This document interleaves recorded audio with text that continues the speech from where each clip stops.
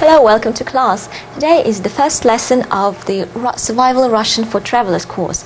So if you're planning a trip to Russia but do not have enough time to learn the language, then this course is for you.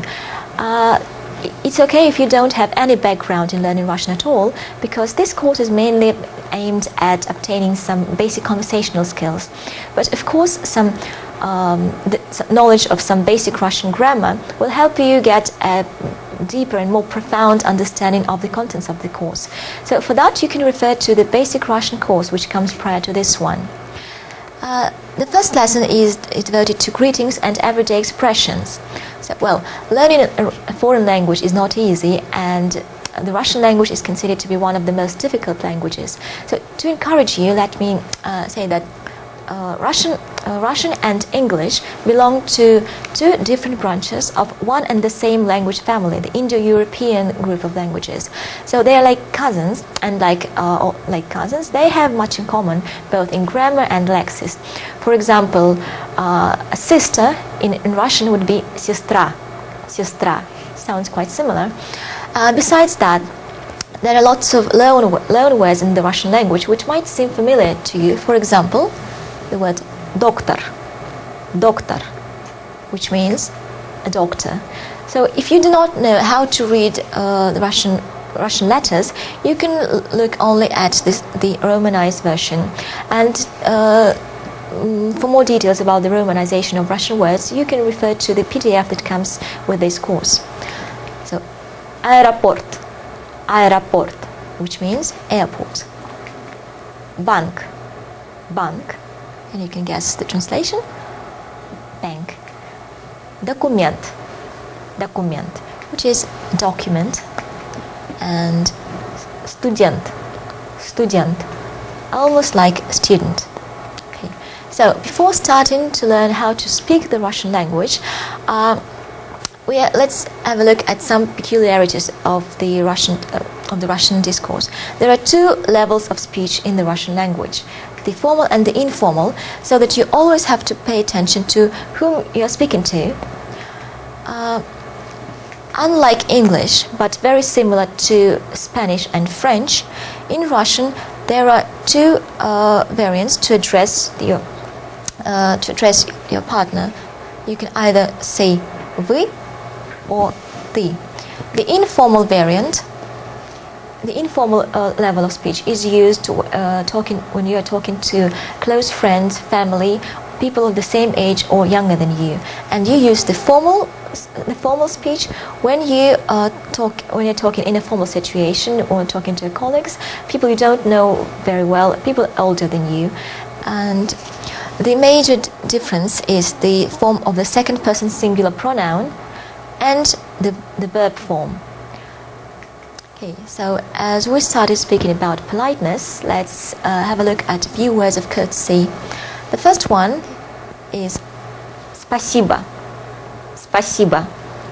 Thank you. Okay? And to make it a bit more intense, you can say спасибо большое. Спасибо большое.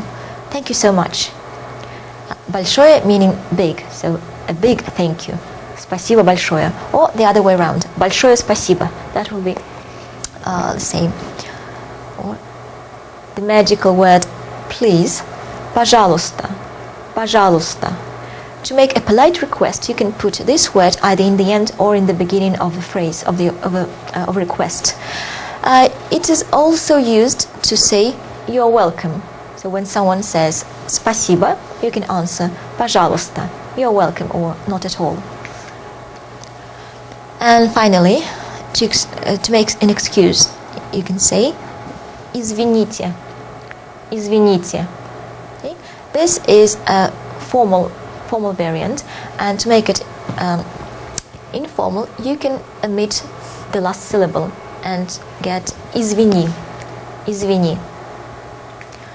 So now let's proceed to some basic greetings. The most common way to greet people in Russian is to say здравствуйте. Здравствуйте, which is a formal variant, and you do not pronounce the v sound. That would be difficult even for native speakers. Здравствуйте. To make it less formal, you drop the final syllable and get здравствуй, здравствуй to greet your friends or close acquaintances. The most informal variant is привет, привет, hi. But I suggest that you only use it when someone uses addressing you first, so that you can continue in the same informal manner. Another way to greet people is to use the names of the parts of the days to greet people throughout the day. Доброе утро, доброе утро, the way to greet people in the morning. Then in the afternoon you can say добрый день, добрый день. And closer towards the evening, добрый вечер, добрый вечер. You can see one and the same word here, доброе, добрый, добрый, which means good. So, after exchanging greetings, you would normally ask, how are you? And it is the same in Russian. To ask someone with whom you are on formal terms, you would say, как у вас дела? Как у вас дела? And here you use the formal variant of the second person singular pronoun. So to make it informal, you can just either replace it with the informal variant or omit it at all. Как дела? Or как у тебя дела? Как у тебя дела? Another phrase to use in this situation would be как поживаешь? Как поживаешь? This is the way to ask, how are you? Talking to people with whom you are on familiar terms, and to make it formal, you can change the form of the verb. Как поживаете? Как поживаете? So, to answer such questions, you can use these phrases like хорошо, спасибо. Хорошо, спасибо. I'm fine, thank you. Or нормально. Нормально. I'm okay. I'm fine. Well, nothing special. This is the most neutral one. Не очень хорошо. Не очень хорошо. Not so good. Literally means not very good. Не очень хорошо. And the worst variant is плохо. Плохо. So I hope you won't use it very often. Now, saying goodbye in Russian. The most common way to say goodbye would be до свидания. До свидания. You can use it in any situation, either formal or informal. While пока can be used only in informal situation. And the last one, до встречи. До встречи. До встречи. See you again. It is also neutral, so you can use it. You can use it in any speech situation. And to finish this lesson, let's have a look at some more handy expressions. Like, if someone says "excuse me" or "I'm sorry," you can say "ничего страшного." It's okay, no problem. "Ничего страшного," or just "ничего," which literally means nothing. And ничего страшного means nothing serious. Then, to congratulate people, you can use just one word. Поздравляю. Поздравляю. And at the table, you can say приятного аппетита. Приятного аппетита. Bon appétit. Приятного аппетита.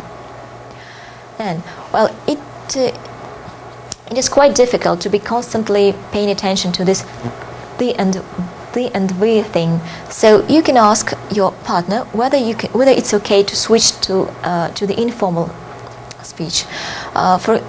If you feel that age difference does allow that. Можно на ты. Можно на ты. Is it okay if I switch to ты, to the informal speech? Or давайте перейдем на ты. Давайте перейдем на ты. Let us switch to informal.